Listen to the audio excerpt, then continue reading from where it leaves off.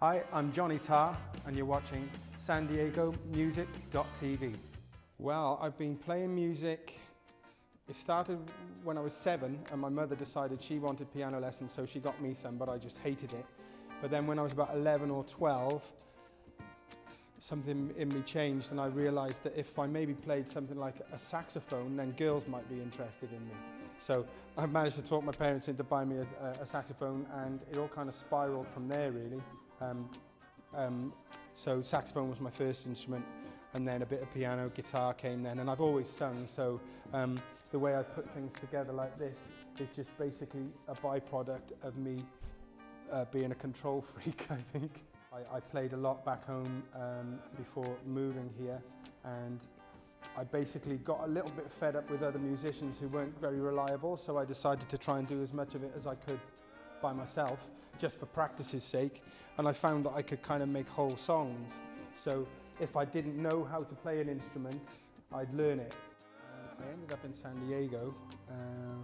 I'd always wanted to live here, and when I was a bit younger I was a really keen skateboarder, and all the magazines that we used to open had places like San Diego, Carlsbad, Cardiff by Sea, and that was really important to me and my friends because we're from Cardiff, Wales. So when I got the opportunity to come over and visit some friends who lived in the area, they kind of talked me into kind of coming out and trying it permanently, and it's all worked out pretty well so far. Well, I mean, as far as I'm concerned, I'm living a dream that I've always had. I'm playing music for a living, and I'm living somewhere that I've always wanted to live, and it just means everything, really. It really does mean everything. I mean, possibly the nicest place to live in the world. That's the way I see it. It's pretty much like paradise, and you know that makes you more creative as well. When you know you're in a comfortable, creative environment, more comes out. So you know, things I couldn't see how things could be better. People could pay musicians more, maybe.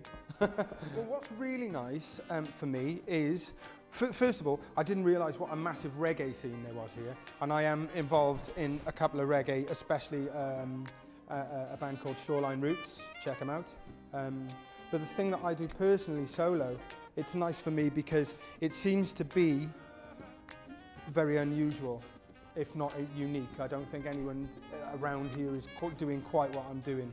I mean, there are people doing looping, but maybe not with as many instruments and samples and kind of a full-on production sensibility.